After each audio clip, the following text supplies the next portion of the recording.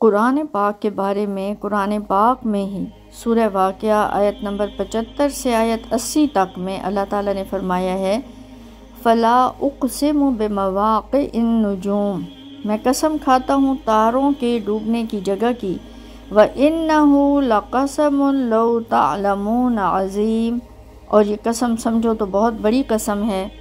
إِنَّهُ لَقُرْآنٌ کریم، بے شک قرآن ہے عزت والا، فی کتاب مکنون، ایک پوشیدہ کتاب میں،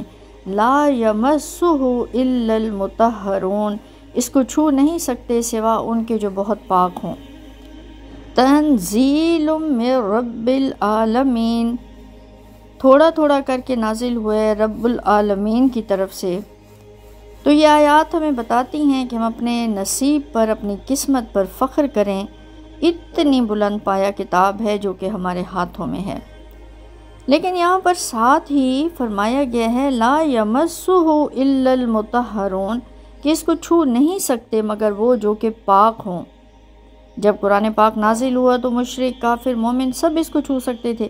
آج بھی اگر کوئی غیر مسلم اس کو چھونا چاہتا ہے تو اس کو چھونے سے ہم روک نہیں سکتے، وہ چھو سکتا ہے۔ ہاں، ہمیں حکم ہے کہ ہم ظاہری پاکی حاصل کر کے چھوئیں،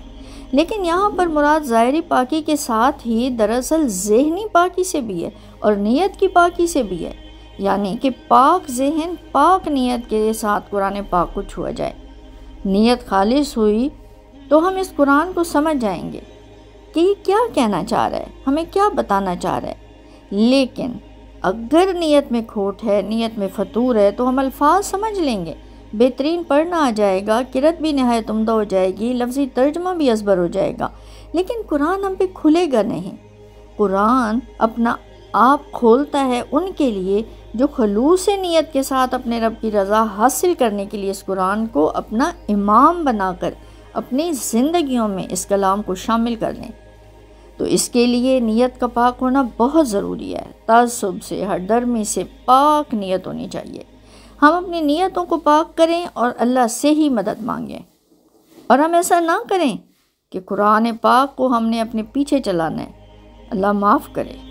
یا ہم کوئی شعوری طور پر ایسی کوشش نہ کریں کہ ہم چاہیں کہ جو ہم کر رہے ہیں قرآن اس کو ویریفائی کر دے، قرآن یہ کہہ دے کہ تم جو کر رہے ہو بس وہی بالکل ٹھیک ہے۔ اگر دیکھا جائے تو میری یہ بات تھوڑی عجیب لگ رہی ہوگی کہ ایسا بھلا کیسے سوچا جا سکتا ہے کہ قرآن ہماری بات کو ویریفائی کر دے، کہے کہ تم ٹھیک کہہ رہے ہو۔ بالکل صحیح ہے، آپ اس وقت سوچ رہے ہیں کہ ایسا نہیں ہو سکتا نا، لیکن ایسا ہوتا ہے کہ جب انسان قرآن کا نور اپنے ہاتھ میں لے کر زندگی کا سفر شروع کرتا ہے تو بہت سا ایسا جو ہم اب تک کرتے رہے وہ ہمیں بالکل ٹھیک لگتا ہے، اور دل کی گہرائی سے شکر نکلتا ہے کہ الحمدللہ جو ہم کر رہے تھے، جو ہم سمجھ رہے تھے، ٹھیک ہی سمجھے تھے، اور اس پر بعض اوقات ہم شکر بھی کر رہے ہوتے ہیں۔ لیکن یقیناً ہم سب کی زندگی میں ایسے مقامات بھی آئے کہ جو کام اب تک ہم عادت کے طور پر یا رواج کے طور پر کرتے رہے یا اپنی آسانی کے لیے کرتے رہے، یا جو زندگی، جو لائف سٹائل ہم نے اختیار کیے رکھا، اچانک پتہ چلے گا اس میں تو تھوڑی سی کجی ہے، خرابی ہے، کمی ہے،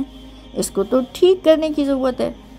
اس وقت ہمارے اندر سے یہ طلب بھی ابھرتی ہے کہ اس آیت کا مطلب جو ہماری لائف سٹائل سے یا ہمارے طرز سے کلیش کر رہا ہے، تو ایسا نہ ہوتا کہ یہ کلیش ہو، ہمیں یہاں پر سٹرگل نہ کرنی پڑتی، ہمیں یہاں قرآن میں دیے حکم کی حیا نہ کرنی پڑتی،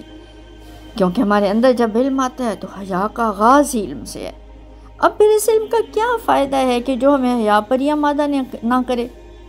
تو اس لیے ہمیں اس قرآن کو اپنی زندگیوں میں اللہ کی رضا کی خاطر اپنا امام بنانا پڑتا ہے، کہ جس وقت اگر ہمارا کچھ اس قرآن سے ٹکرانے لگے، ہماری زندگیوں میں کچھ ایسا جو کہ قرآن پاک میں بتائے گئے طریقے سے ٹکرا رہا ہو، تو اس وقت یہ نہ ہو کہ ہم اس قرآن کی کئی بات کو چھوڑیں،